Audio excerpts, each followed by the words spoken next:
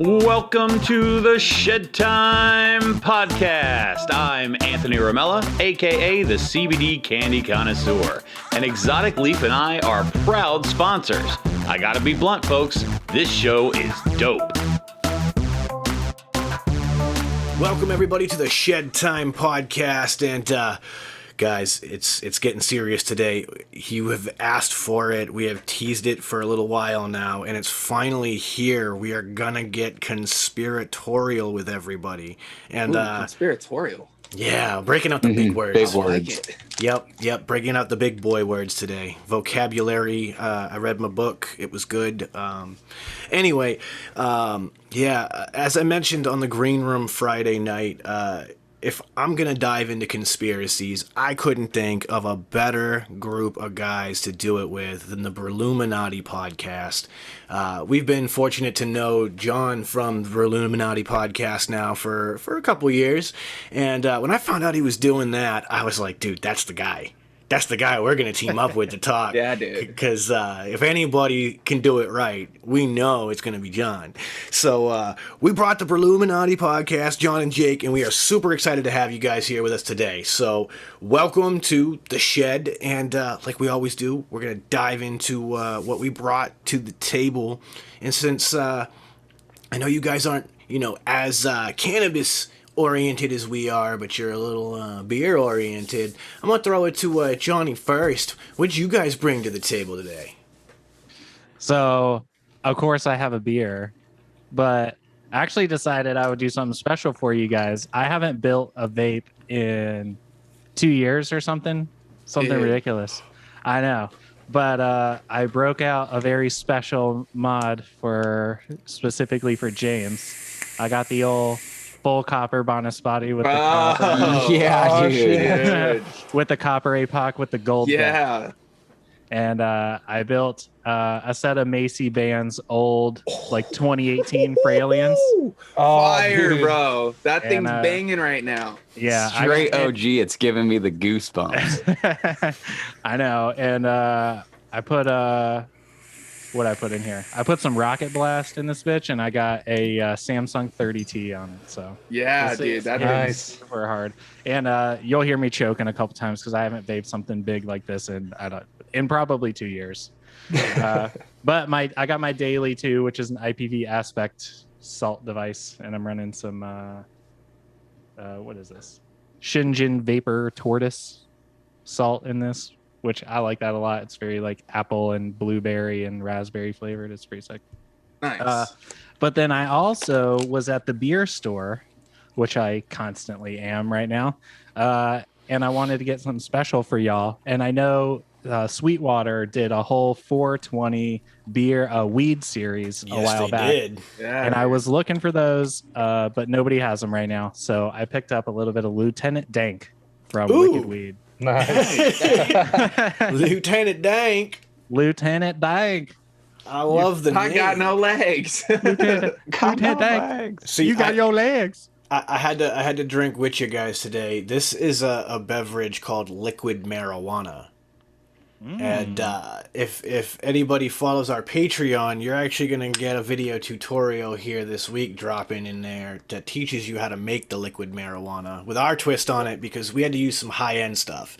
So we're calling this one Liquid Shed Time. But as you can see, it's a green beverage. Who doesn't want to enjoy a green beverage? So that's right. That was a lot of fun. So what about Jake? Did you bring a beer with you as well? So I actually did find the Sweetwater 420. Oh, dang. Yeah. I could not find it. As soon as I knew I was going to be on here, I knew that there was a Total Wine down the street that was holding on to some. So this is just a basic 420 G13 strain.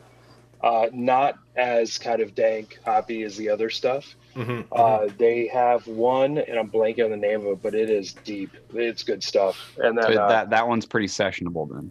It is, yeah. It's like 6. It comes at a 6% even. Yeah, the G13 is pretty enjoyable. It's a solid beer. Yeah. That's the thing, is the G13 strain isn't very high in a terpene value anyway, so it kind of doesn't surprise me that that's like the least dank of the series.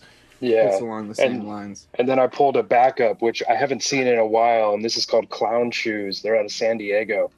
And this is a Advent Party Crasher Stout. So I'm a bigger stout guy than an IPA guy. So it's an American Imperial. It's good stuff. It's about 8%.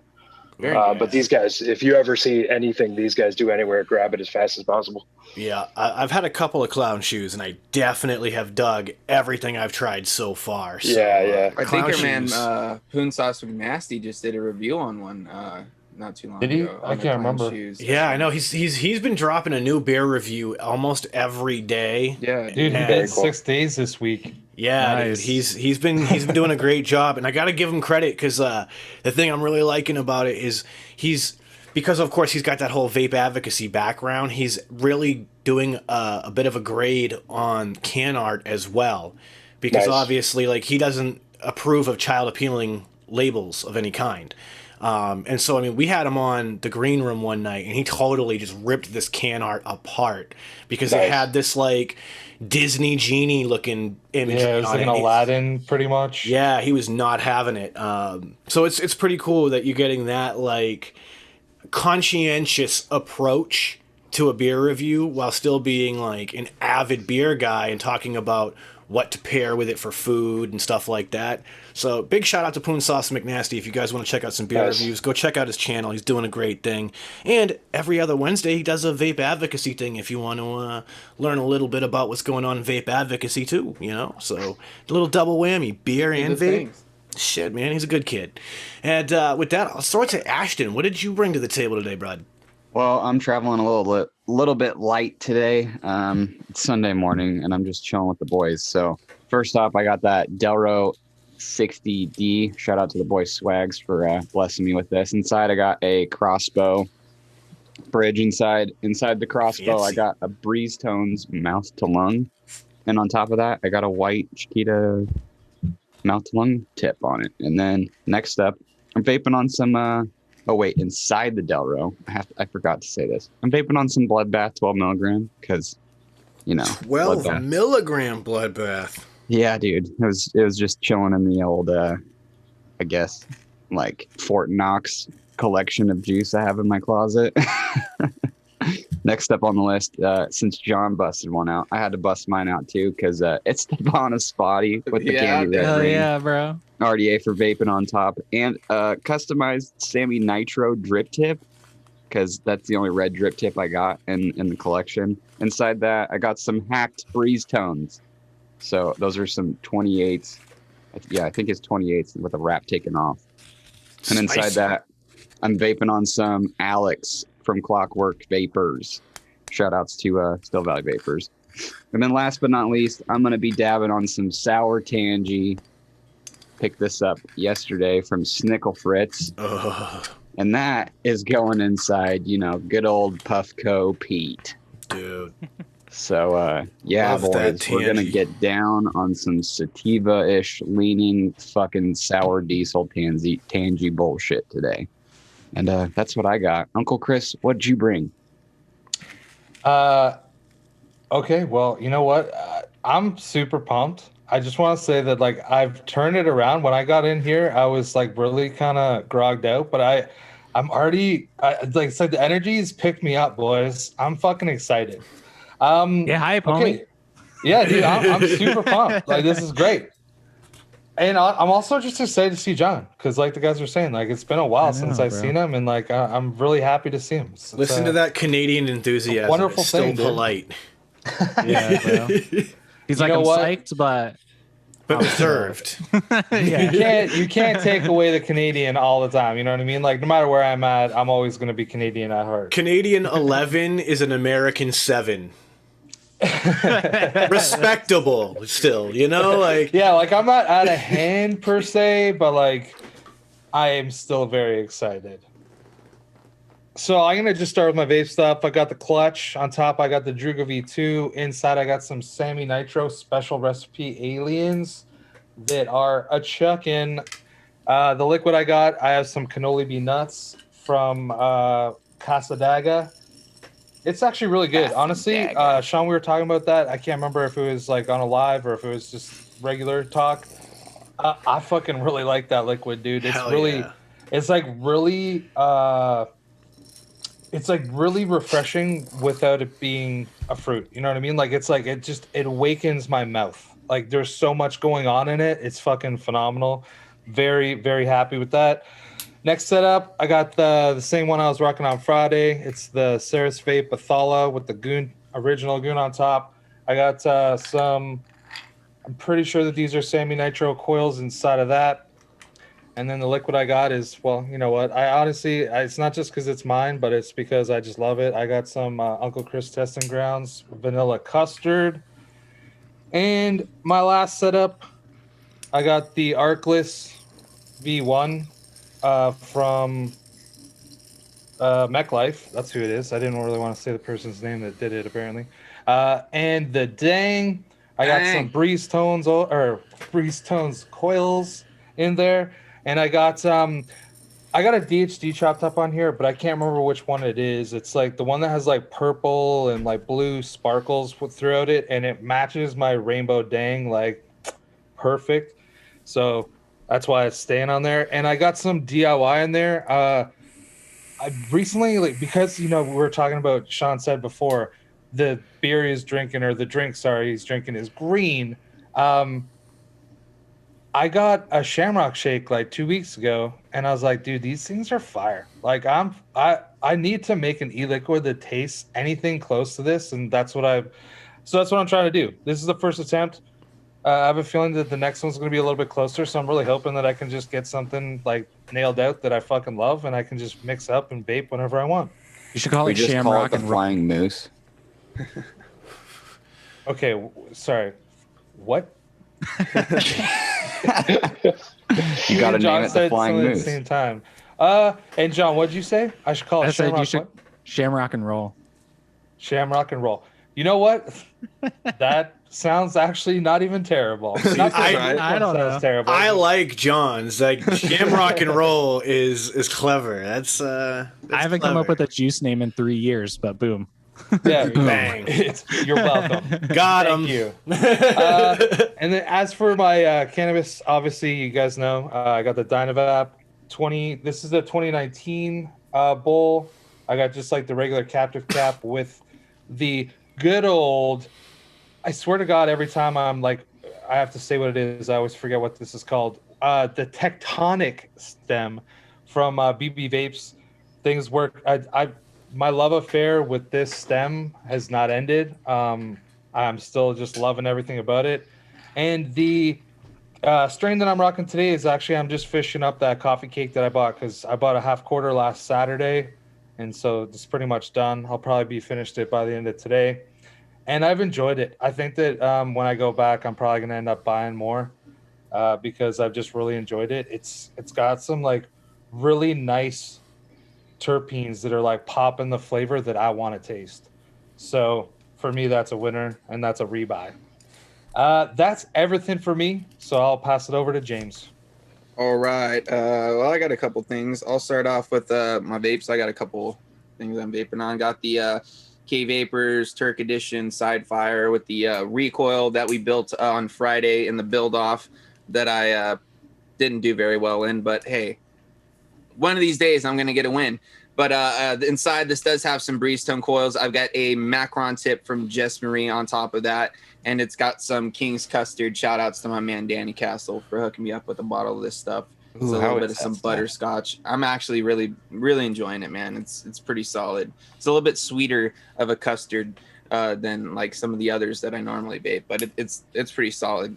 And you know what? I had to do it just because, Johnny's got one. Ashton's rocking his. I had to bust mine out. I got my bonus body. I took the dang off of it because I needed to re-wick it, but I put the rye on top of there. That's got some 4-core Holland coils that we used in the build off. Still rocking that same build. I've got a metal head shop top on top, and I've got some Hogets, Yogurts, McMango's Mayhem on the inside. And I gotta say, bro, the bonus body's just a banger, man. It's just a banger. Are really making me want to get up and go get mine and like drop something. Bro, dude, every time I use so this good, thing, dude. I'm like, why does it hit so fucking hard? And then I always think, why do I put it down? But lately, it's because it's like it just looks so much better with the matching dang. You know what I mean? You have that little pop of that like bright ass yellow. Dang. Okay. it is what it is. But that's what I got for my vapes today. But I do got a couple things for my cannabis. I also got myself a Puffco Pete, but at Puffco Peak, you guys know. Shout out to my man Swags. Yeah, we're gonna have to come up with a name for that, James. Dude, I think I know what his name is, bro. It's Ted Shime, dude. It is Ted Shime. Yeah. Shedtime with Ted Shime, bro. Nice. That's who my Puffco is named, Ted Shime. Nice. So inside of that, I've got a couple concentrates I'm going to be doing. I picked them up from my favorite dispensary. Shout out to Empire Twin Palms. But I got some Green Dragon concentrates, and I picked up some Purple Wheelchair, which is actually pretty damn tasty, if I do say so myself. And it does kind of feel you leaving, kind of get you feeling like you're just stuck in the chair for a minute. You know what I mean? So it definitely kind of lives up to the name. And it's got those like purpley sorts of hints to it, which I'm really enjoying. And then I picked up a little bit of some diamonds, and it's some secret gelato, which from what I was reading, it's basically just like a really nice gelato strain. And dude, it's got a very nice terpene profile on that as well. But I also picked up a little bit of some LA Confidential, because I'm a Cali boy, and if you ever find LA Confidential, you pick it up, because it's just one of those real solid, like cushy, like just real heavy indica type strains. And I just really enjoy that. And I'm also mixing that together with a little bit of some Candy Kush from Mojave Reserve. But that's all I've got for today. And that's all going to be going in my Assassin Stem. Shout outs to Joe Kinko. Yeah, dude. Got that Assassin Stem with the Phantom M bowl, and just my regular, 2019 cap. And I'm dropping that in my little, green and white little rig here that I've got rocking. And that's it. That's it for me. What do you got, Sean? Bro, I just gotta say, I love seeing somebody other than me smashing some Candy Kush. Dude. 'Cause I love that strain. It's one of the ones I grab every time I see it, because it's just so good. Yeah, I love seeing somebody else getting into it like I've been getting into it, so that's awesome. For me, I'll also start with vape stuff. I've got that Type 2 #Retabe by Grim Green on top of that clutch. Just doing the job. It's loaded with triple 26 Breeze Tones coils inside, and some Hoget's Yogurt's mixed berry lemonade. I'm not one of the cool kids with the fancy label. I still got the old simple one, but you know what? That just means that stuff's nice and steep. That's right. Mitch makes some solid liquid, and this shit's no joke. This was from back in November when he mixed this bottle, so yeah, it's hitting the spot. Fire! Up next, we got that Vaporesso Gen and that OG recoil with the no logo that was beautifully coated by Mr. Palmas Powders. This is the one we built here on Friday on the green room, and that means it's loaded with triple 28 Breeze Tones coils and vanilla custard from Bottled Violence on those. And then I've also got that Unicorn Vert with the Team Unicorn ring. Shout out to our sponsors, Unicorn Vapes, with the Rye 1.2 on top. This one's also loaded with the AJ Holland coils from the build-off we did with him. And it's topped with the Tombstone Chop Top, which I love this colorway. It was a beautiful, beautiful colorway. And I've got some Skipper Milk Pie in that. That just buttermilk, custard, peanut butter explosion in your face. And then as far as cannabis is concerned, I've got some Critical Haze today. And this Critical Haze is getting loaded up inside the old trusty Hydrovong titanium tip and 2019. No, this is the captive cap that's on here right now. So I got the captive cap. And I broke out my old propeller bong. I thought I heard that. To rip that one today. Because, all things going green these days. I'm rocking a green t-shirt, got a green bong, smoking that green weed, drinking a green beverage, all of this green everywhere. It just felt appropriate. So that's what I'm doing. And with all of that, my green beverage is almost gone. So I think it's time to mix another one, and we're going to hear from our sponsors, and we'll be right back. Hey Shedheads, it's Anthony, the CBD candy connoisseur. Exotic Leaf is so excited to announce an awesome new program they have for shops and entrepreneurs. Our new white label program can take any business name or logo and transform it into a CBD candy brand you can be proud of. You already know Exotic Leaf makes the best tasting CBD gummies, so let's work together to give your customers a product they will love with your name they already trust. For more information, just email me, Anthony at exoticleafusa.com. That's XOTICLEAFUSA.com. Dynavap. Looking to cut the cord on your dry herb vape? Dynavap. Trying to get the best taste from your herb? Dynavap. Ready to take your sesh to the next level? Then meet Dynavap, the best way to vape your flower or concentrate. Concentrates? That's right, your flower or hash can be vaped using Dynavap. Check out Dynavap.com to learn more. That's Dynavap.com. Lose the ash? Dynavap.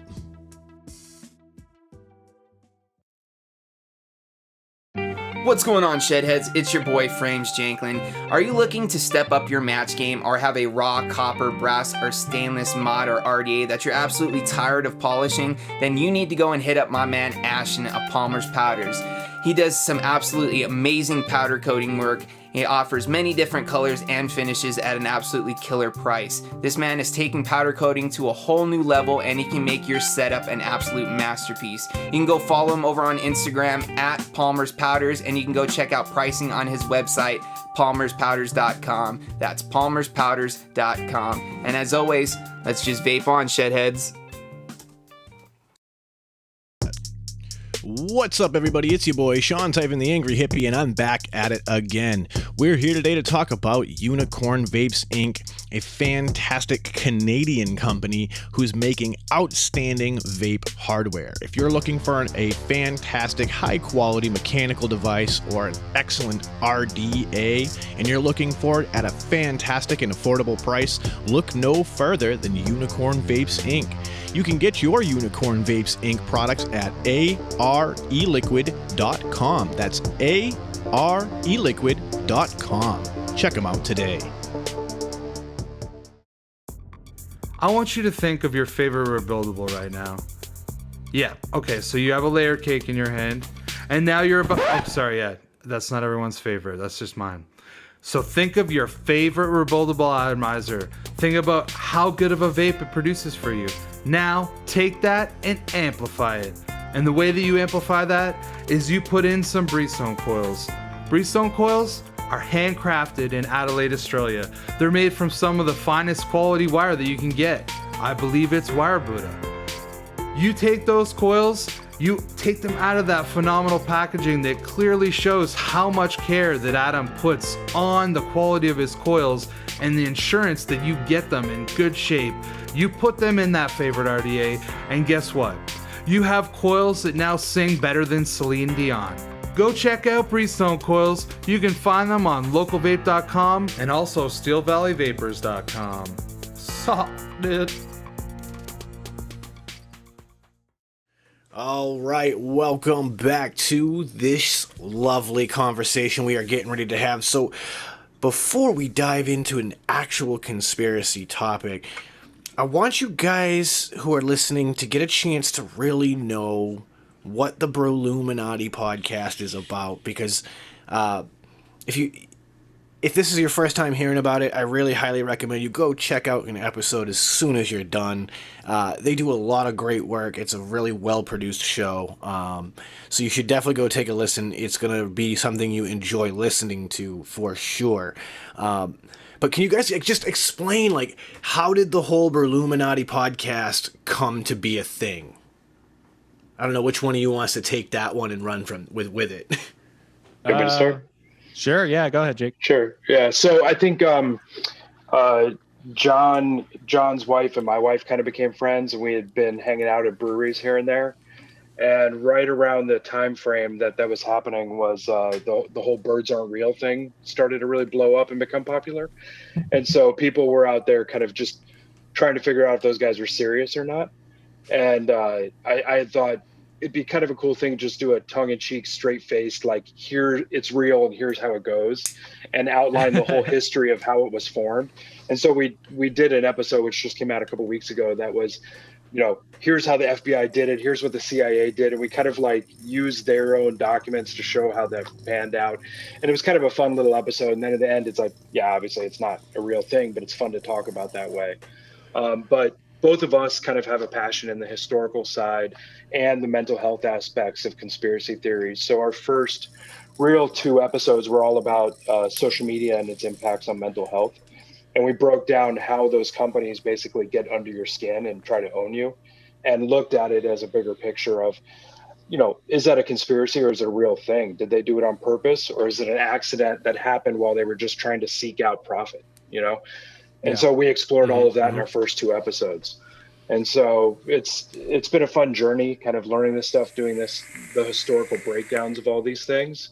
And we're looking into stuff like Ted Kaczynski and MK Ultra, and a lot of this stuff is more actual based conspiracies where like there are people conspiring to do harm against each other.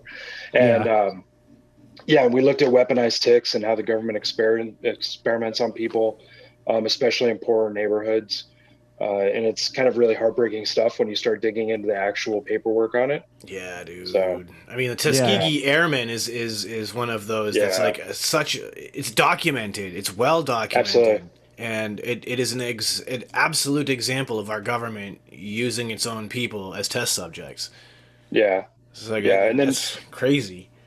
Yeah, and then when we were doing the Unabomber episode, we looked at kind of what MK Ultra was and how those experiments were conducted, and some of the ones that they did at Harvard and Yale and some of these Ivy League schools, where they would bring these kids in who are 18, 19 years old and sit them down at a desk and basically have them write out everything they did wrong in their lives. And then they would have a professional trial lawyer come in who had read everything these kids wrote, and then just grill them about what they did with their lives and why they were wrong and all this stuff. And you're doing this to an 18-year-old kid who is off at college for the first time. Their brains aren't even fully formed yet. They don't know what's going on, and you're just breaking these kids down, and it's horrifying. Or like in Ted's case, he was 16. Yeah, when they started on him. So yeah. And I mean, one of the heartbreaking things about the whole Ted Kaczynski thing was these kids started dropping out of this thing left or right. And he came back twice a week, every week for 2 straight years and let this lawyer yell at him, and all these other people were like, no, I'm not going to do this. And he was just there being like, I think I need this for extra credit, and it just kept going, it's crazy. And you look at how that sort of thing turn somebody into somebody who's mailing bombs to airliners, so Right. It's wild to learn the background of this stuff beyond just like, I saw lights in the sky, I saw Bigfoot, which those are fascinating too, because there's a whole historical breakdown of things. Like when you get into Bigfoot, there's the whole like indigenous people movement and how they utilize the idea of Bigfoot as a way to scare off white settlers and a lot of these other things behind that. And there's some really cool stuff in there that has turned into Bigfoot out in the woods, which is an interesting concept to just, let your mind think about for a second, that, a story that indigenous people would have told to try to scare the white man away from settling in their land would still to this day be held on to with such fervor as to, people that there's Bigfoot conventions. Oh, yeah. I was born and raised, and I still live in the Great Northwest. Okay, yeah. I mean, that's where it started. I'll be 30 years old this summer, and that's still a big thing to this day. Yeah, you have Bigfoot tourism in that area. I mean, you can't let that be debunked per se when you rely on that tourism. Here, like the first time I got a chance to go to Idaho and actually get shown around, we went out to his cabin, and I can't count how many wooden Bigfoot things were just up on the side of the road, just kind of tucked behind some trees, you know what I mean? People literally just trying to be like, oh dude, did you guys see that? But it's literally just a wooden fucking cutout of Bigfoot, legit, just multiples. It's dude, we have multiple people because it's a huge hunting. Hunting here is huge. It's probably one of the biggest incomes for taxes in this state. So you'll see a lot of people that are, maybe moved from out of state and they live here now and they're hunting for the first time in their life. And they get up to some clear cut and they're taking, they're out there with their 10-year-old son hunting for the first time in their life, and they're all suited up. They're in some tree fort, and they're taking a video, and they hear what they think. They don't know what the fuck it is, but it's probably just some cat in distress or some cat hunting something down or a dead fucking deer screaming its head off. And you've probably seen those videos of like decrepit screams in the woods. Yep. And there's like some 10-year-old kid like scared to death of his life because he doesn't know what the fuck it is. But there's a lot of that shit that goes on up here. Yeah, I like to look at. Go ahead. Go ahead. Oh, well, I was gonna say I like to. This is the audio equivalent of one person tries to step out of the other one's way, and they just keep. Before you. I know, dude. It happens all the time. But I was gonna say, in the Beast of Bladenborough episode we just did, we talk about how bobcats make this screaming sound that sounds like babies crying. Oh, dude, it is. Yeah. It is scary. I've been out in the woods partying and shit, and we've heard some pretty weird sounds, and you're like, that's not an animal. Like, that's the devil. Yeah. And that's what those stories are. It's a bunch of boogeyman stuff, like there's a whole culture of that same thing around Mount St. Helens, which we talk about in the Skunk Ape episode. Huge. Yeah. But there's this whole story there where there's these monsters that live up in the hills and they don't mess with the indigenous people. But if you're white and you go up on the mountain, you're going to have your arms ripped off. So it's like, Well, yeah. shit. Yeah. I mean, that reminds me of I think it's Australia's Coober Pedy region, if I remember correctly. Similar idea where they believe that there's some sort of creature that lives amongst the rocks out there, and that if you go wandering out there, you're going to be taken by these monsters and eaten alive. And so there's lots of these, stories from different cultures all over the place. I mean, that you guys. And wolves, dude. Wolves. There's a big story behind the wolves around here. Because like in the last, I want to say since I've been a child, I mean, people were pulling elk out of the woods in handfuls. And then all of a sudden, it seemed like overnight in a decade, our elk population's dwindling. Our moose are actually being taken down by these gigantic fucking wolves. And people think that, they're comic-like creatures, but they've actually been brought down from Canada. And there's just like this whole conspiracy about these wolves and shit that have spread throughout Idaho and Montana and stuff. And they're fucking huge. Yeah, dude, we'll infiltrate anywhere. Like, we're good. It's the biggest open border in the world. Like, that's hello. I mean, let's be honest. They're gonna come dominate, bro. They're like, yeah, we're no, dude. Canada. These aren't like they're not slap dogs. shots. They're fucking horses. Like There's a difference. Yeah. They're fucking gigantic. But that's the thing, though. Animals don't know borders. They don't give a fuck. No. If there's food, they're going there. Yeah. So, I mean, they don't care if they're Canadian wolves. You know how many Canadian geese are shitting right down the street right now in somebody's yard? Yeah, right. real, God dude. damn it. Yeah, bro. Like, you're Canadian. Go back home. So I got a question. Like, so you guys started this with basically like what Jake had said. Like, that was like the idea, and that ended up being a later episode. But you guys have obviously you do a lot of research. Yeah. So my question is like, how do you guys decide what something is interesting enough, and how do you go about finding what could possibly be interesting? Are you literally just doing a Google search like conspiracy theories for insert random thing that you're looking at, or is it you just something gets brought to your attention? How do you guys decide?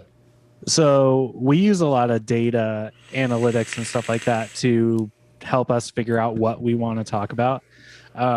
So like when we first started the podcast, we did a demo episode to kind of test out our whole format, see if we thought it was going to work, make sure we could make the audio work and all that stuff. But once we did that, we kind of decided on our first handful of episodes on our own. But once we had the show kind of up and running and we were able to get data out of how our listens were going, we were able to use some of our contacts at the hosting service and at like YouTube and at Spotify and stuff like that. And basically they pull reporting for us that says, here's the top 200 things that people are looking at and the frequency in which they're looking at it within your conspiracy genre.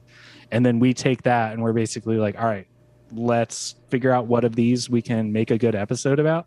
And then let's use the ones that people are looking for. Which, So I then mean, that- brilliant. God damn. Yeah. So that kind of steers us in the direction a little bit. And so far, we've been really focused on more of the humanitarian type ones, the ones that are really based in reality and are fairly true and stuff like that, or at least the ones that are blowing up across the internet, like QAnon and Pizzagate and all that kind of stuff, which of course we know they're not true. But what's different about our podcast than other conspiracy podcasts is like, we're not out here just to like talk about crazy space shit, which we will eventually talk about crazy space shit because we're gonna have to, and I want to because I'm obsessed with crazy space shit. But right, but we've really started by looking at these ones like the Ticks episode, right? That is totally founded. It's completely more or less real because that information has been declassified by the FBI. Which is crazy. So, I mean, for those people who don't understand, what you're basically saying here is that Lyme disease was man-made through ticks. There is some evidence to point in that direction, and you know, even back in the 70s, Congress put together a whole investigation of it that ended up getting shut down. Mm-hmm. So there's a lot of questions there that nobody really answered, and there's a lot of evidence if you look at the background of like where, not just Lyme disease, but kind of tick-borne illnesses, where they like started, you know. So originally when it started launching, it was called Montauk's knee. Yeah, it was this disease that like locals in Montauk would get, and it was basically the arthritis you get from Lyme's disease. But they didn't know because a lot of Lyme disease symptoms aren't really outward and forward. It's a very odd disease. Things come and go. It's so crazy to think about that because I remember being a child growing up out here in Idaho on a hot summer day, and like, you know, my dad driving down the road in his little red Toyota and like looking over and then there's a tick on his arm, you know, and he like flicks it off, or like, you know, we'd be racing or something out in the you know, on a track, and there's always ticks in the dirt and shit. And you'd come in from the races and they'd be all over your shirt, and he'd be like, "You gotta get that shit off. They'll give you Lyme's disease." Yeah. And that's supposedly where that came from, is some, you know, government lab up there, you know. I mean, when I did my research on it, I was pretty well convinced, and I mean, I was looking into that maybe 10 years ago. And at 10 years ago, the evidence that was available to us really felt convincing enough to me to believe that the Montauk laboratory had an issue where there was a power loss, and these ticks that they were experimenting on got out into the general public. And that's horrifying to think about, that like to this day people suffer from this, and there's no restitution for those people. And it's, I mean, and like I said before, it's not even just Lyme disease. You know, you can, if you start looking at the documents that came out around the same time as that, you know, in the 50s and 60s, the U.S. military would back panel trucks up to this overpass and put a fan in the back of it and just blow basically weaponized fleas and mites into this poor neighborhood in St. Louis. And they would just fill the neighborhood to watch how fast it would spread through there. It was called Operation Big Itch or Big Buzz or something along those lines. We covered it in the episode. And they were literally just ground blasting, and they created these bombs that were made out of cardboard that they would fill with fleas and mites and ticks and stuff. And they would just drop these in neighborhoods, and they would blow up, and they would send these bugs all over the neighborhood. Yeah, you know, they literally airdrop them. Yeah. And I think they're called E14 bombs or something like that. Yeah, it's like a cardboard it's a cardboard air to ground bomb that they just fill with like 500,000 fleas or something, and then they just airdrop them into poor neighborhoods, and then they have people out there in like panel vans tracking where they go. Is this like, I mean, it's because they're kind of planning like some sort of weapon? Yeah, so they basically they were testing the efficacy of using this as a militarized bioweapon to see if they could use it overseas in some way that would be effective. I mean, but they tested on us because they can, like they do the same thing with airborne bioweapons. They'll just like fly planes over some area and they'll spray all this shit out into the air, and then they'll monitor it to see whether or not they can, you know, predict where the wind is going to blow this shit and see whether or not it would work overseas, you know, based on the data they collect. And like there's tons of information about that's been declassified where they've exactly. And you can't track it because when you're using something like weaponized animals and pests, you can't immediately, there's plausible deniability across the board there. You can't immediately prove that any one person is responsible for a weaponized creature. Sure. Right. Yeah, and I mean, around 10 years after that, in Vietnam, they were, air spraying soldiers with LSD to see how they would react to it, and when you have 50 soldiers sitting around with their guns in the middle of a field and they just get air sprayed with LSD, there's going to be problems from that sort of thing. Mm-hmm. The movie Jacob's Ladder is based on that. Dude, that's crazy. Yeah. Our U.S. government is fucked, bro. Yeah, bro. But old governments, man, because let's be honest, we're not the only culprits here. Like Germany was known for doing this. But what's crazy is that when we think about history, right? We go to school and we learn our world history. We learn about the fucked up things that Germany did to German people without the German people's consent. But we just assume that could never happen here.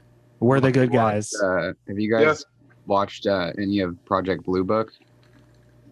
I know a lot, but I haven't watched the. I've watched a few episodes of it. Yeah, it's actually pretty good. I mean, obviously it's Hollywoodized, but for the most part, they really kind of break down some shit, and then they really go into depth on how our U.S. government covered up a lot of the shit. Yeah, no, they definitely do that, and so probably the main thing that's different about our show from most other conspiracy shows, if you hear we're a conspiracy show and you immediately think something like Tinfoil Hat with Sam Tripoli or what's that dude's name? Alex Jones. Our show is not like that. We're not going to spin you some unfounded bullshit. Right. We're going to go into the history of it. We're going to talk all about who the people are, where it came from, why it rose, how it's affecting us now. And then we're going to talk about whether we think it's real or not, or if this is founded in any kind of way. Then it just doesn't create any more rumors. It doesn't create any more false information at that point. You're really trying to dig to the absolute truth of it. Yeah, exactly. Which I respect 100%, because sometimes I'll just jump down the rabbit hole because it's fun. It's fun to read about shit that's not publicized and stuff. And sometimes it can consume you in a way that is not mentally healthy. Yeah, exactly. And we talk about that a lot. We talk about the mental health side effects of it, which people seem to really like, because a lot of that information's not out there, right? You don't think about when you jump on your phone and you jump on Instagram or you're on Facebook or whatever, that essentially immediately makes you a statistical likelihood for certain kinds of eating disorders, for certain kind of mental and mood disorders, for certain types of suicidal and self-harm behavior, and we cover a lot of that kind of stuff. So yeah, and then of course when you start getting into the depths of being into the conspiracy theory world, I mean, you could probably do a whole series on its own about the damages of becoming an info warrior and following the whole Alex Jones path. But I mean, we had talked briefly before the show about your QAnon work that you've been doing, and the mental health aspects of that are something that I'm very intrigued by. Yeah, and we definitely talk through how those mental health effects really come in, because there's a point where, this stuff starts showing up on 4chan, it starts showing up on 8chan, it makes its way to Reddit, it comes over to Facebook and stuff like that. And random house moms and church moms and soccer moms and grandmas and grandpas. Not just moms, but all people, men and women and children, all get roped into this shit and they believe it. And that's exactly why I'm forgetting the guy's name right now, but the guy who from North Carolina who thought Pizzagate was real showed up at Comet Ping Pong with an AR-15. We see real life impacts of this kind of stuff. And they've shown statistical likelihoods of social media being able to be used to do internet espionage essentially and topple governments and shit. It's happening in, I can't remember where it is. That's Australia, how they're banning all that stuff, and they're making. I saw something on the news yesterday, and I think that Facebook has got a ban in Australia because they have an election going on.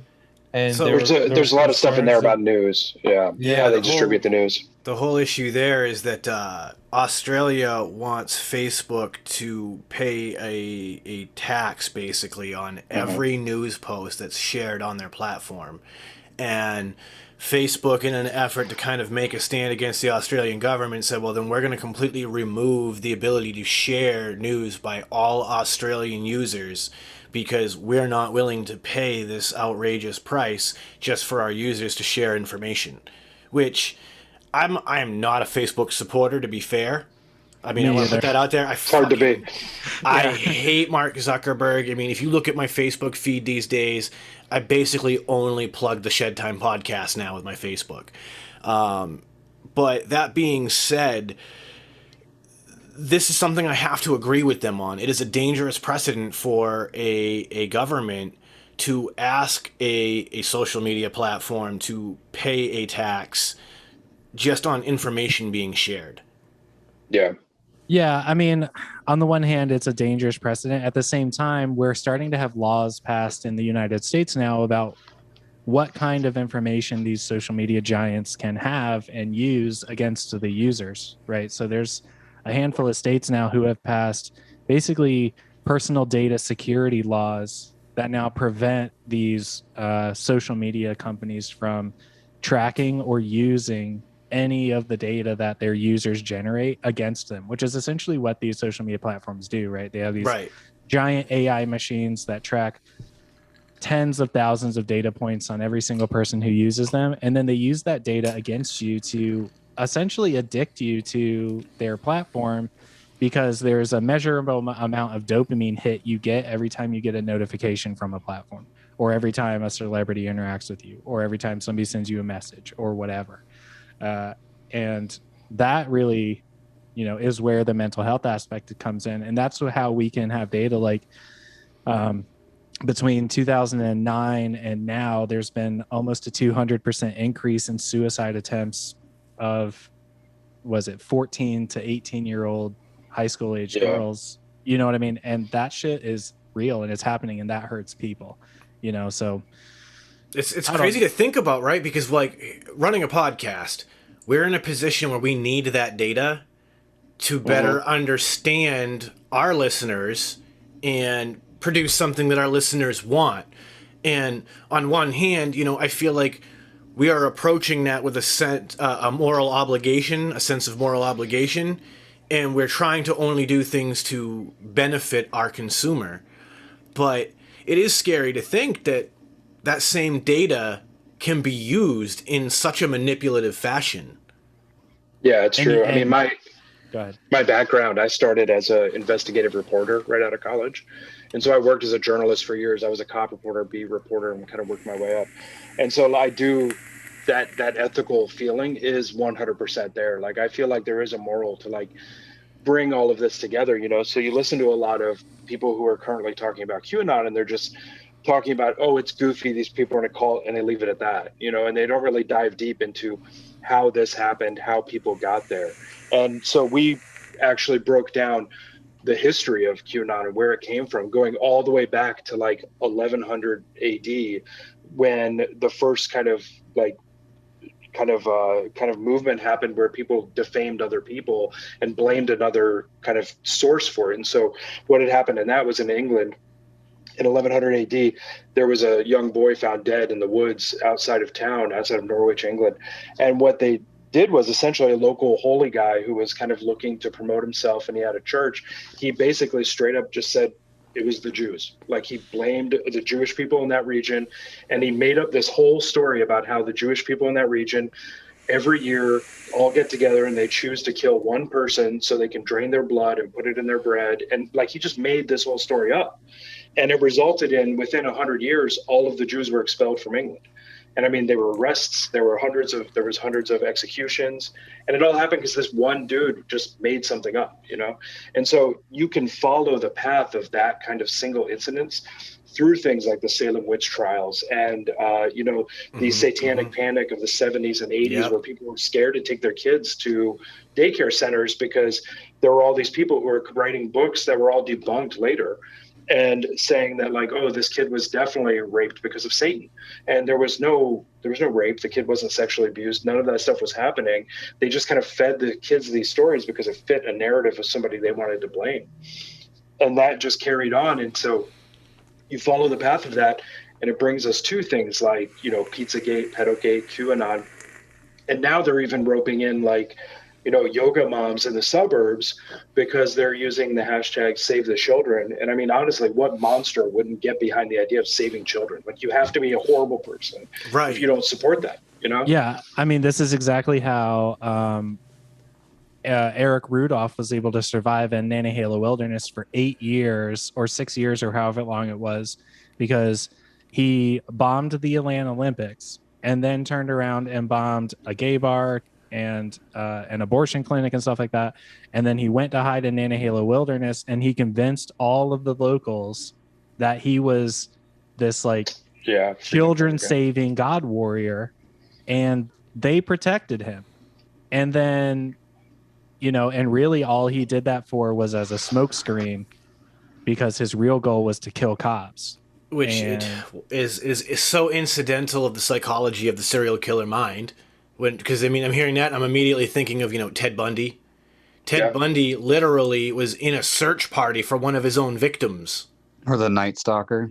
And Richard Ramirez, another great example who came to mind. Absolutely. Well, think about not only him, but the Cecil Hotel and just how much shit's gone down in the Cecil Hotel, and then how they tried to rope conspiracy theories into the Lisa Lam case and all that shit, and how she just showed up and disappeared, and then all these old people around what is it, Skid Row and shit around there were coming down with TB after that, and it's some crazy shit, man, and people can get lost, and they can get lost really quick.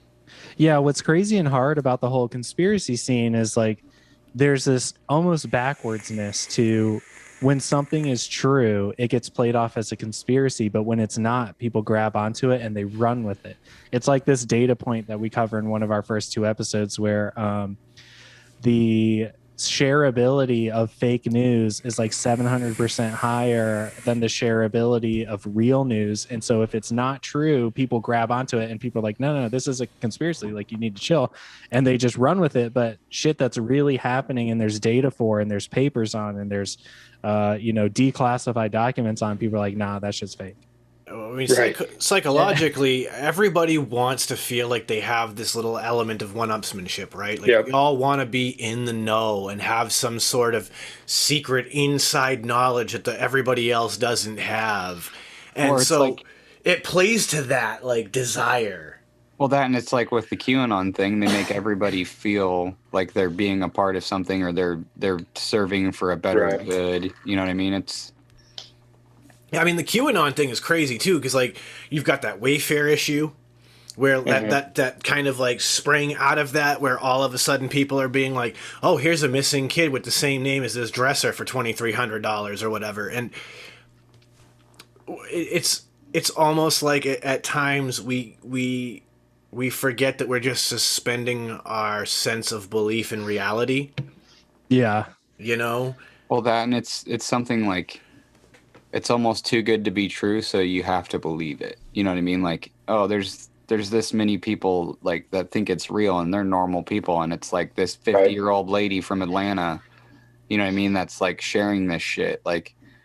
Yeah, but don't you think it all becomes too relevant at that point? Don't you guys think that partly this has to play is that you can have someone that seems I'm quoting this normal, right? And they'll have some sort of underlying thing that allows them to be open to the ideas that other people might think are too far out there.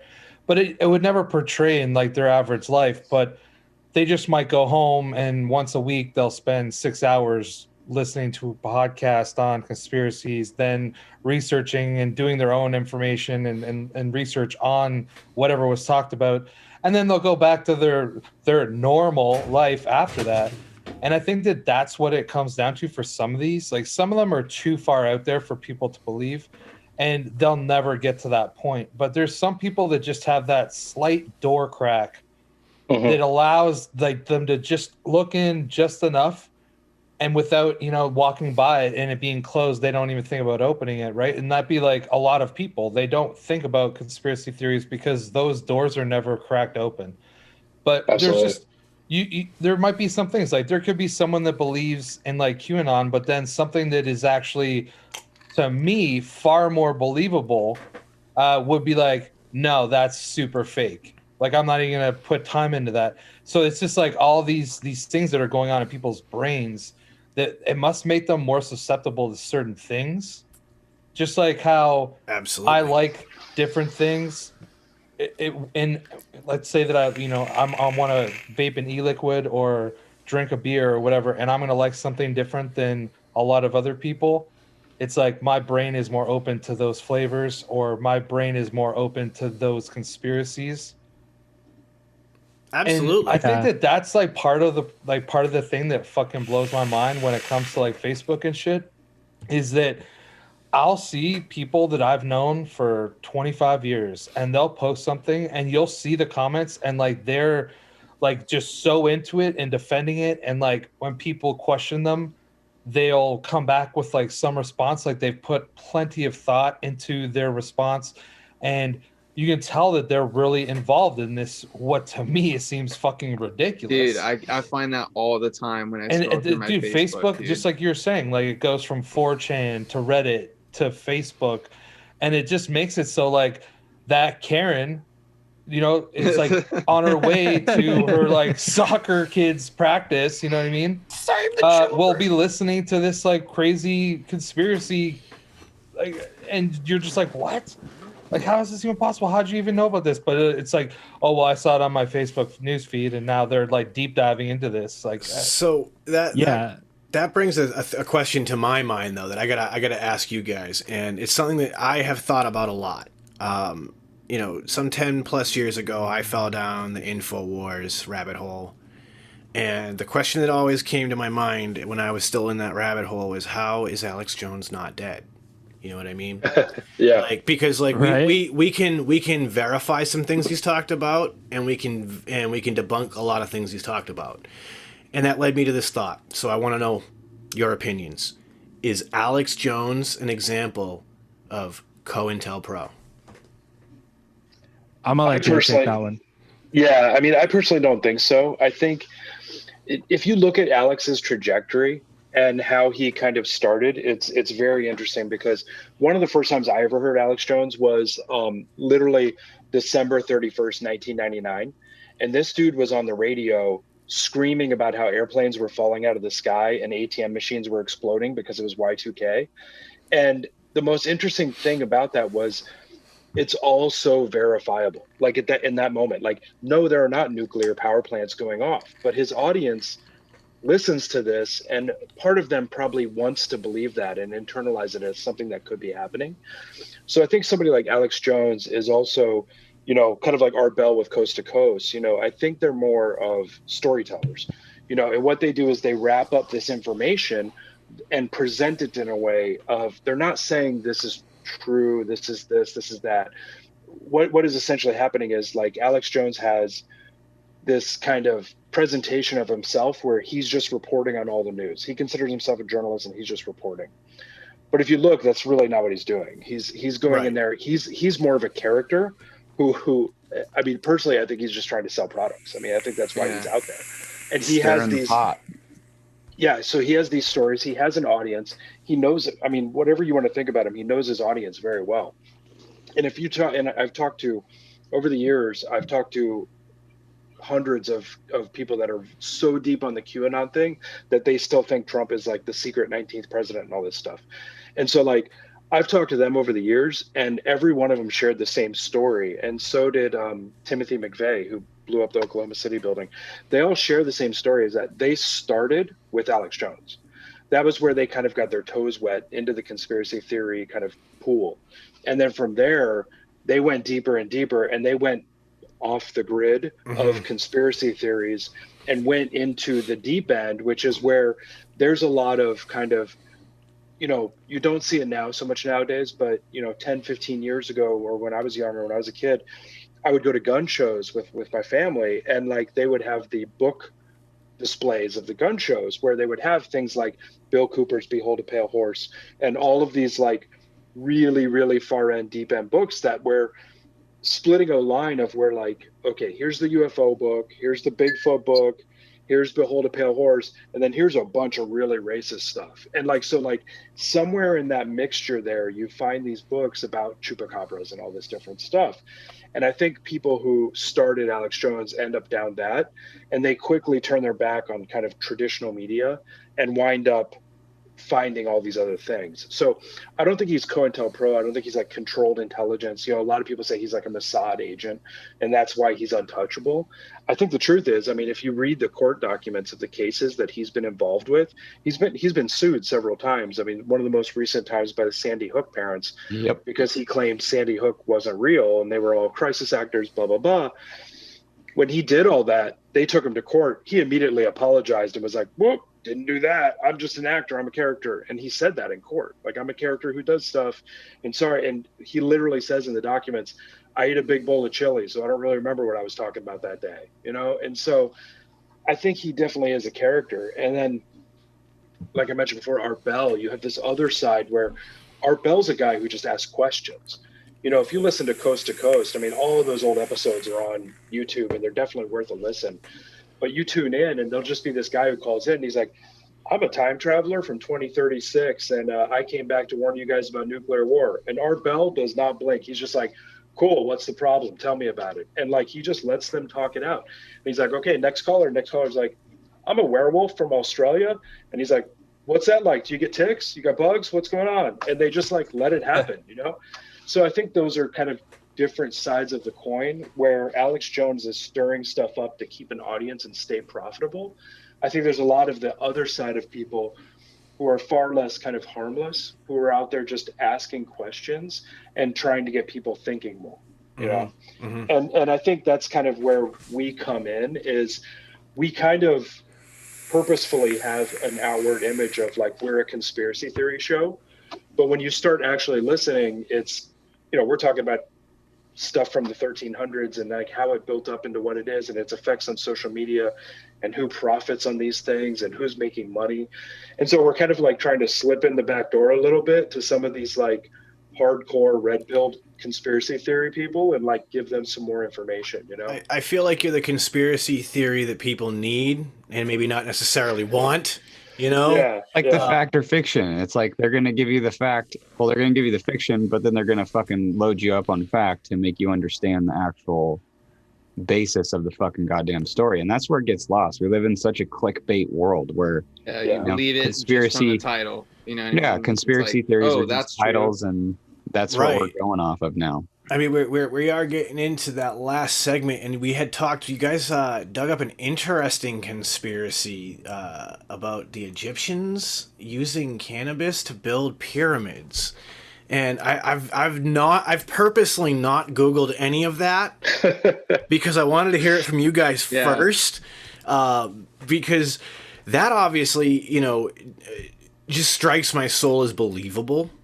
Immediately, you know, cannabis is something that we can document has existed throughout history, and it seems to me likely that people in those times would have had access to cannabis and used it in some fashion. So I'm curious to, you know, what is the basis of that?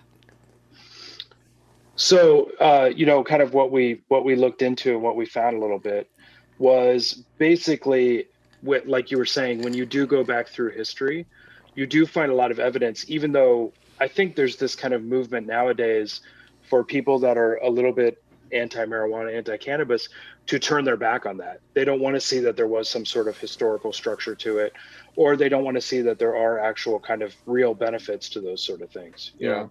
Right. And so I found a couple of interesting things and that I personally didn't know. And I thought I knew a lot of this stuff. So one of the first examples in recorded use of cannabis was found in Prague in the Czech Republic. And all the way back to 27,000 years ago, they found evidence of the people living there using ropes. So, I mean, way back into, we're talking like Neanderthal level, people were still stringing together hemp to use as a rope. And that's really the kind of like first documented basis, you know.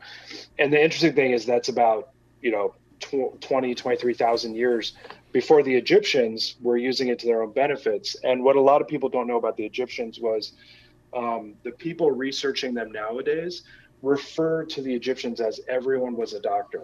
in the society, because what they really found was that a lot of people there were using their own kind of knowledge to treat basic household things.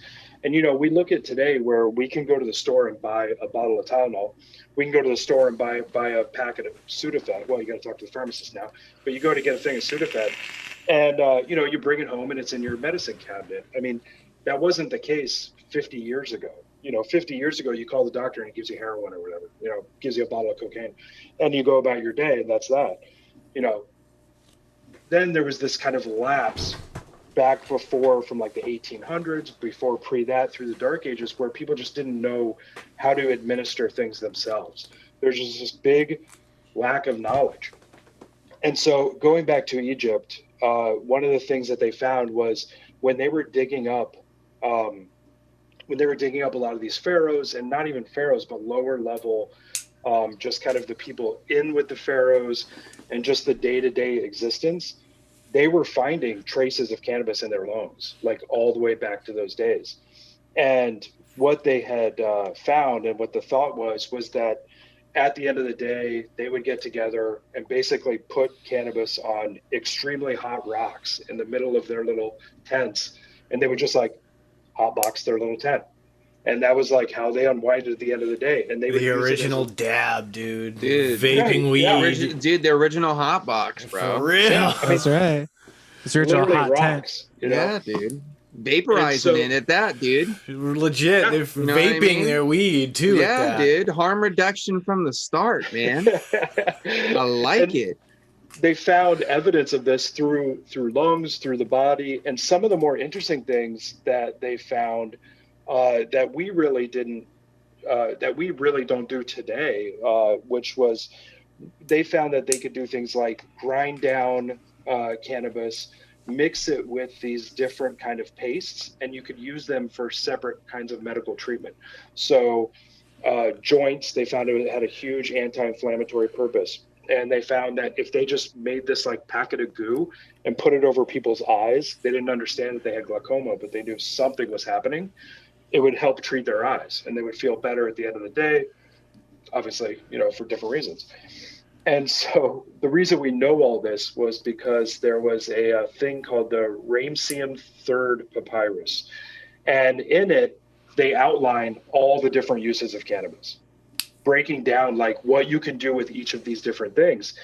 And so the three ones that stuck out to me when I saw the different topic headings was childhood illnesses. They were treating pain. There was a lot of, in Egypt, there was a lot of things similar to maybe they were thinking like MS and kids born with bone disorders. Famously, like King Tut had a problem with his feet. So they were using cannabis to treat this. The birthing process, they were getting moms high as they were going into labor and just letting them ride that out because, I mean, if I was a woman, I would probably do that. And the last topic that really blew my mind was volcano-induced injuries. So I don't know how many of those Burns? were. I guess it must have been burns. I don't know where the volcanoes were coming from, but yeah, burns, ash inhalation, probably other for kinds sure. of injuries. Ash inhalation does make sense too because there's plenty of evidence nowadays to show that it is great as a bronchodilator and an anti-asthmatic. Right. So, yeah. Yeah, and they were finding basically like treatment tents where people would go and hotbox and sit in a treatment tent at the end of the day. And so what they found was this culmination of all this, all the information in these scrolls, which a lot of these scrolls were originally found again in the 50s by scientists in the US and around the world who started looking into cannabis as treatments for glaucoma and all of that other stuff. Another big thing was like menstrual cramps. They use a lot of that stuff. So basically using all this stuff and then going through it. The reason that it was kind of the plant that built the pyramids was that because it was basically 20 years of back-breaking, grueling labor that produced the pyramids. If you go by, you know, the what they currently think happened there, which was basically 30 to 100,000 people spent 20 years just hauling rocks up ramps, you know, and they thought that they used curdled milk to turn the wood wheels, all that stuff.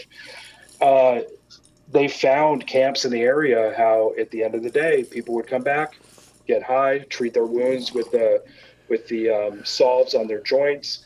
And there was essentially like little factories where they were putting all this stuff together and treating people, because, you know, this was the king's number one, or the pharaoh's number one order to build the pyramid. So they took out all the stops, spent all the tax money on weed and ramps, and got everybody out there building, you know?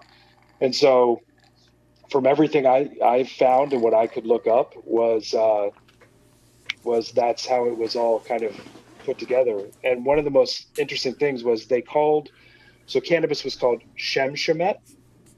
That was the term they used for it. And they had a different term for medical versus recreational, Shemshemet. And it was all overseen by the Egyptian goddess Sheshat, who was the deity of writing and record keeping. And she was often depicted as a 7-pointed star-shaped leaf.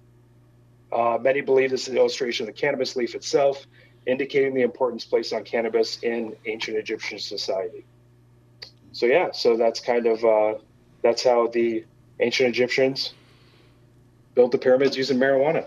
Dude, that's sweet, because like for real, like anytime I've had a laborious job, it would be like on the way to the job site, I'd smoke one down. Then at lunchtime, I'd smoke one down. Sometimes even in the middle, I would like get at it. And then, you know, you'd just have that last push in the afternoon. And the minute you got on that work truck on the way back, you'd be like, all right.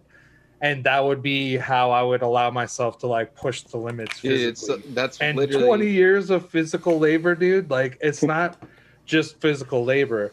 You're talking about moving like rocks that would take max exertion from every individual that was moving it, rolling them, all that stuff. So, dude, that's crazy. Well, they used to think that they were slaves, and it's the current knowledge on it is they found that they don't believe that it was slaves building the pyramids. They believe it was people earning citizenship. And basically, if you did go out, because again, it was the pharaoh's number one wish to get these done, if you went out and basically spent your time out on the rocks, you know, you would move up in society. You know, you could have you'd also probably be guaranteed like a place to live, and you'd probably be guaranteed meals, because, you know, if you're going to be doing this kind of work like that pharaoh, if it was that important, he'd be making sure that those people were in peak condition. They definitely had free weed. They definitely had cafeterias. I mean, that's because that's the stuff they talk about when you're watching History Channel or Discovery or Nat Geo or whatever channels that you want to watch your Egyptology stuff on. They talk about, you know, they had cafeteria camps and things like that, but they never talk about that healing aspect. And it's also interesting to me to think about that, you know, a lot of the land races, excuse me, from that region, they tend to be sativa strains. And so sativa strains tend to have a little bit more of that uplifting, energizing effect. They also tend to be strains that are higher in CBD content. So makes perfect sense. It does make a lot of sense that it would be so integral to the healing process and the overall wellness of the state at its time. Well, even as he said too, they did have different names for, you know, medical cannabis and, you know, recreational. So there could have been those strains that were more of those indica type that they could have used for, you know, vice versa. Whatever. Oh, absolutely. How else are you going to get those sedating effects for childbirthing going and stuff? Into a tent, okay, that's just like hot box to shit filled with some just amazing indica, bro. What better just way to lift the animal skin? Yeah, dude. Exactly. Yeah, just like crawl in there and just take that huge deep breath. But at the end of a real hard day, which they were having, pretty sure walking into that like indica tent, like, bro, that's what you need. Yeah. And I'm just sure slow everything down, soothe everything. I'm sure it's also a lot of the same effect as, you know, a steam bath in that sense as well, and as a sauna. It gets to the pores too, I'm sure at that point. You know, I'm sure that the smoke does give it that, because I mean at that point, if you're putting it on a hot rock, it is still vapor. That vapor should, in theory, be able to penetrate the pores, just like a poultice or a balm of some kind, any type of topical. Which they did wrap themselves afterwards also. Like that was a thing where they would put solve and then wrap, you know, around their arms and stay that way for a while. And to think about cannabis topicals in the Egyptian era. I mean, this is something that is probably underutilized even today in medical cannabis is the solve, you know?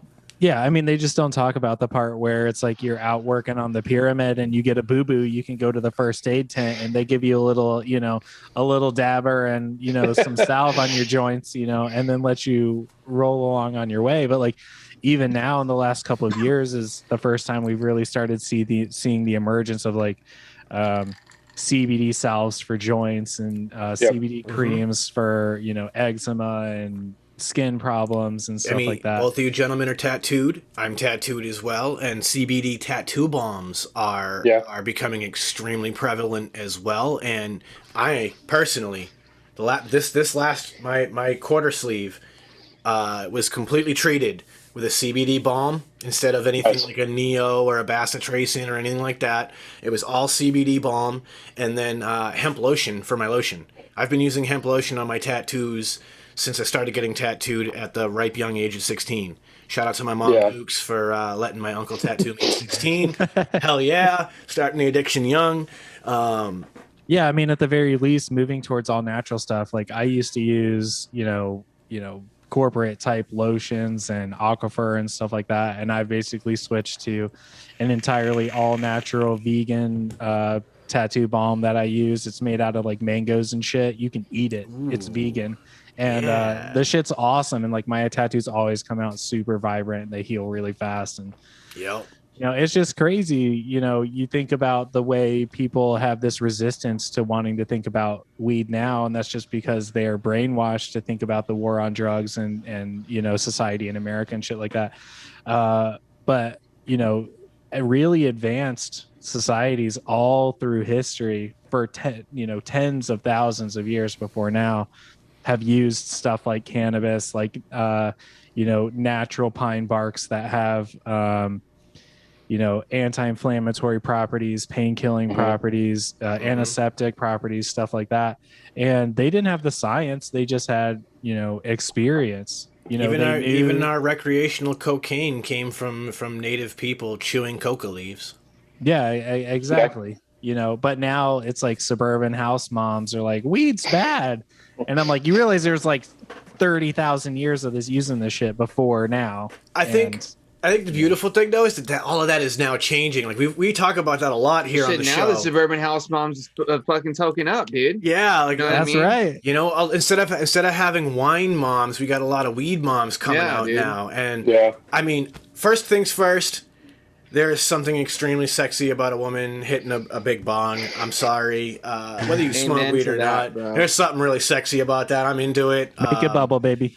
You know, yeah, dude. Legit. Like, shout out to all the weed companies who do that as a promotional technique. Thank you. You know, but beyond that, there's that health aspect. Like, it is far less destructive to your overall health than being, you know, the wine mom or what have you, getting wasted all the time. Or being the mom that's on the Xanax, the Prozac, you know, all these other things to, you know, take care of illnesses that could also be taken care of with cannabis. Yeah, I mean, white suburban moms loved Prozac. That's why it got to be so huge. You know, white people were like buying up the Prozac and made whoever manufactured and Xanax, that. Bro, that was the shit.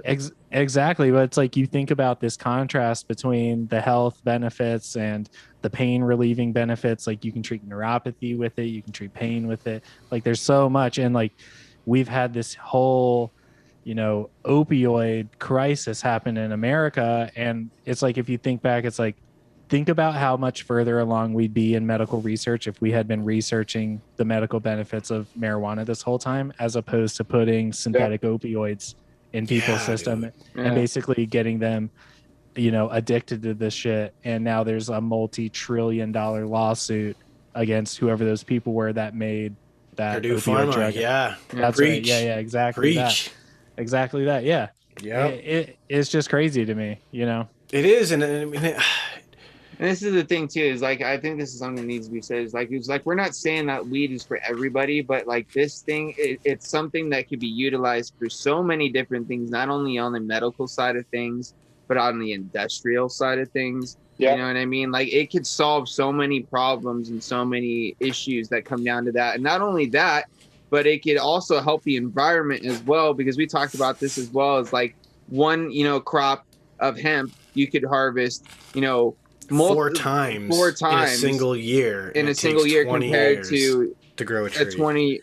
a tree in 20, and you can get just as much or if not more use out of that hemp than you can out of that one tree. And you're only taking up this much space that you're continuously using over and over again, compared to these huge groves of trees that you're chopping down huge acres of at a time. You know what I mean? That's also just like, dude, not build to a mention fucking car out of hemp, man. Well, I was just gonna say, you're talking about a conspiracy, because I know that the Brewluminati podcast has a whole conspiracy episode. Ford's done it. Yeah, Henry Ford built an entire Model T out of hemp fiber. Yeah. And could you imagine if that was a thing right now? It would completely replace fiberglass and metal as primary building materials for so many different things: boats, planes, trains, automobiles. Yeah, I mean, it's such a that was done on flexible, purpose, right? Oh yeah. Yeah. William it's just Randolph Hearst, Mm-hmm. Yeah, it's just such a flexible agricultural piece of, biomaterial. You can make plastics out of it. You can make paper out of it. You can make clothes out of it. Like, there's just so many applications to it. And like in the CBD and the high CBD strains, it's like you can be using that to make the medical stuff. The high THC strains, you can do your recreational stuff. It's inexpensive. It's cheap to grow. It's low yield on water. It's low yield on electricity. It grows a shit ton of biomaterial per area. It's less impactful from a nutrient density perspective on the soil, so you can rotate it without fucking up your soil. If anything, it does better for the soil after you planted it. You know what I mean? Yeah, and like you can make biofuels out of the stems and extra biomaterial out of, like, there's so much you can do with it. It's crazy. Yeah, I mean the plastics potential is one of my favorites right now, to be continuously pointing out, because everywhere you look, there's plastic bag bans, right? And it drives me fucking crazy, because we know how expensive it is to make recyclable, eco-friendly plastics out of corn. And we can do the same thing with hemp cellulose at a fraction of the cost. And what blows my mind is that the entire cannabis CBD hemp world is still worried about CBD and Delta 8. And I'm over here like, can you make plastic straws in bags, please? Right. I just want to drink out of a plastic straw, please. Right, and it's all Industrial biodegradable. Yeah, the industrial stuff's interesting because it dates back to 1910s, 1920s, right after around when Ford made the Model T, when William Randolph Hearst, there was a big push to start making newspapers out of hemp. And he owned a lot of the forests and owned a lot of the trees and stuff. And he actually lobbied Congress and had all the laws rewritten and changed so that he wouldn't have to be the person who went over to hemp, and he wouldn't lose his ass on that. So he basically changed the rules. Right. And so for 70 years, there was a ban on that. You couldn't make anything. You could barely get hemp pants. I mean, and meanwhile, he had a great partner in DuPont who didn't want their paper solvent to be superseded. So, I mean, it's crazy because, again, the definition of conspiracy, the whole cannabis war on drugs, and that in and of itself is a conspiracy. I mean, 100%. Our listeners know from our episode last month when we went over the history of Prohibition, just how literally awful cannabis prohibition really was, and how it was, very racist motivated, very business motivated. And it's a shame that all of these people could come together with these like-minded dislikes of a plant. Because at the end of the day, like, you wouldn't ever imagine the world saying, like, nope, we're going to ban tomatoes, or we're going to ban eggplants because eggplant produces something that we don't like. And yet we did it to this cannabis plant even after we believed it was essential in our complete founding of this country. Yeah. Cannabis is in and of itself a conspiracy. Yeah, well, especially when you think about it like that, right? They're in the early 1900s, like it could even have just started something as simply as that dude creating like a campaign, if you will, because those things still happened. You know what I mean? Like you'd have like a traveling tour of like people that would just set up a booth in the middle of a town and they would talk about stuff and try to sell you on stuff.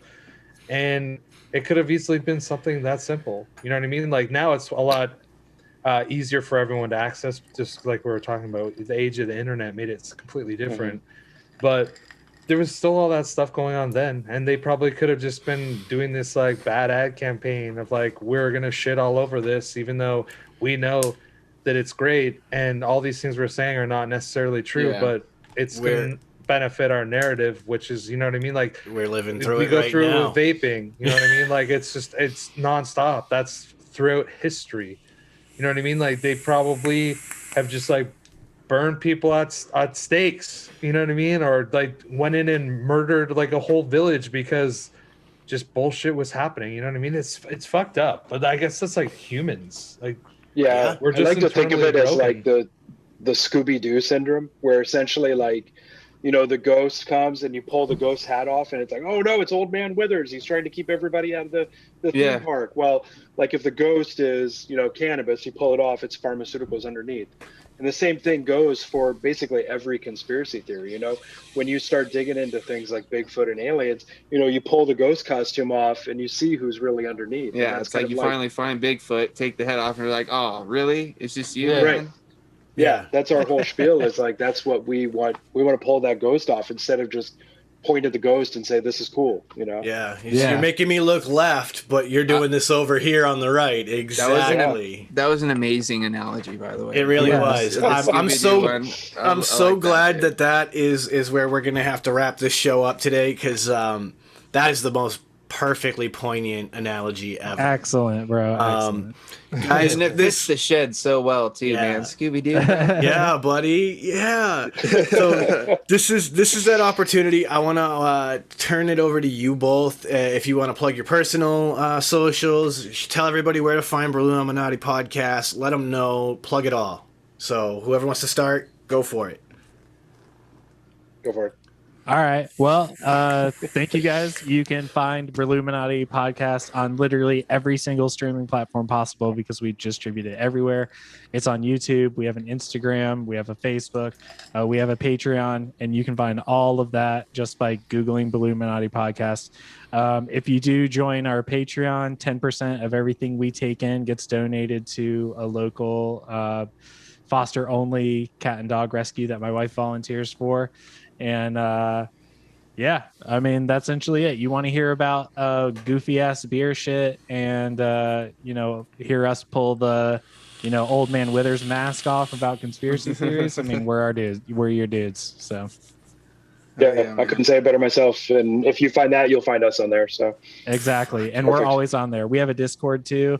And if you want to like comment to us, message us, email us, get on our Discord, whatever, we are always there. Happy to talk to you guys. Happy to talk about beer. Happy to talk about conspiracy shit. We will absolutely talk back to you or send you some of our brand new, awesome UV coated vinyl stickers. You just give us your address and I'll throw some stamps on there. Send you some. Ooh, Nice. Everybody likes stickers, right? That's right. They're pretty slick too. So I got to give Jake that one. He went and had them printed us for us. So Yo, I mean, your whoever your graphic artist is, that's Jake. your logos are primo. I definitely got to say, as the graphic arts guy, you know, on our team, I definitely like what you're doing, and I wouldn't be mad to put that on my car. You know what I mean? So. Yeah. Absolutely.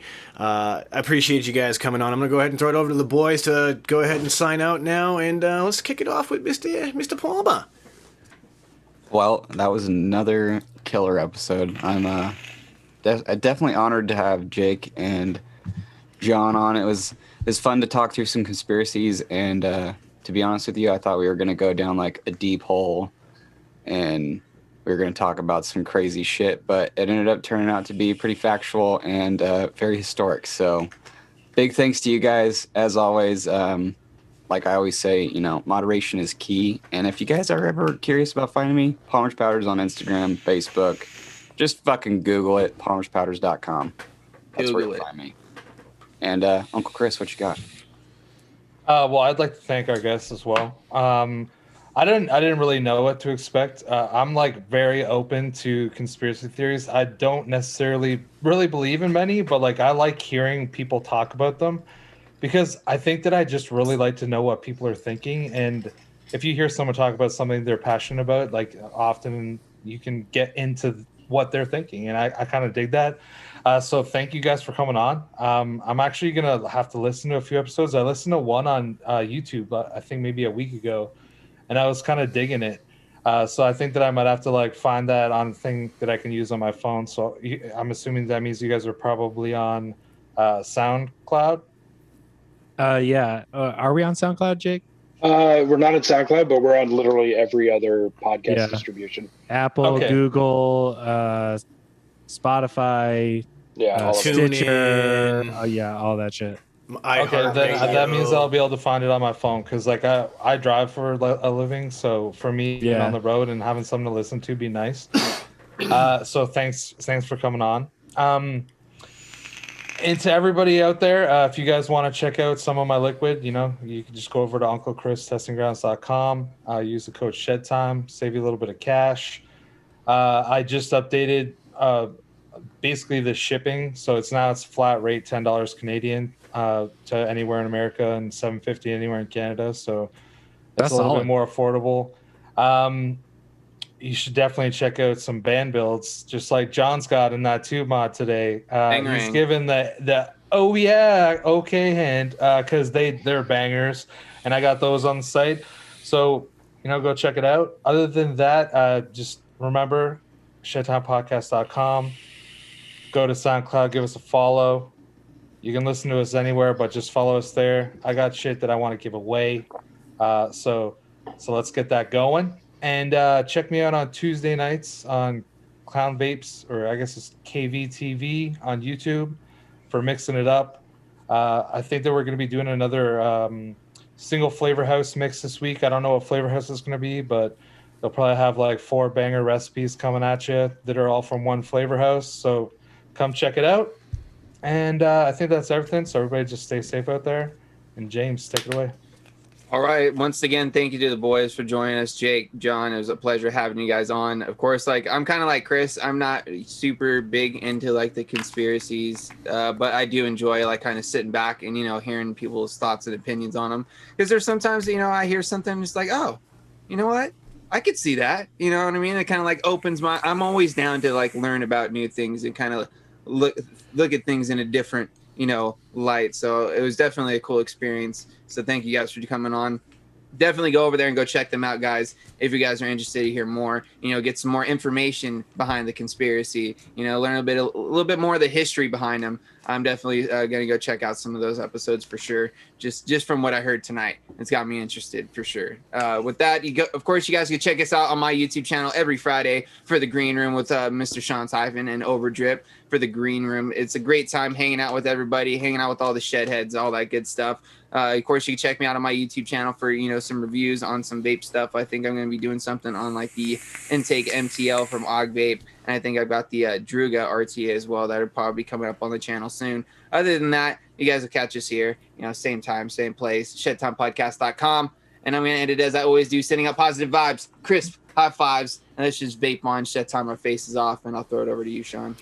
Well, we are at the end of another wild and crazy ride. It's insane how fast that time goes, isn't it? Like, it disappeared, and I looked up at the clock and was like, oh no, Dude, oh no. It was just too much fun, man. So with that in mind, guys, if you have some conspiracies you want to know about, hit up the Brewluminati Podcast and, see if they want to touch on that, because I know there's a couple I'm going to hit them up about, because I got some stuff that I want to hear about. And I think I just found my new favorite podcast besides this one. Of course, be sure to tune in. Heck yeah, dude. Because, a little bit of beer banter and a whole lot of conspiracy and history, you can't beat it. You really can't. All I know is we got to do this again. Yeah, and we definitely have to do this again. Yeah. So, guys, thanks once again for coming on. To all of our listeners, you know the deal. Tell a friend. Go ahead, give us the 5 stars on all of those cool platforms. It really is a huge help to all of us here.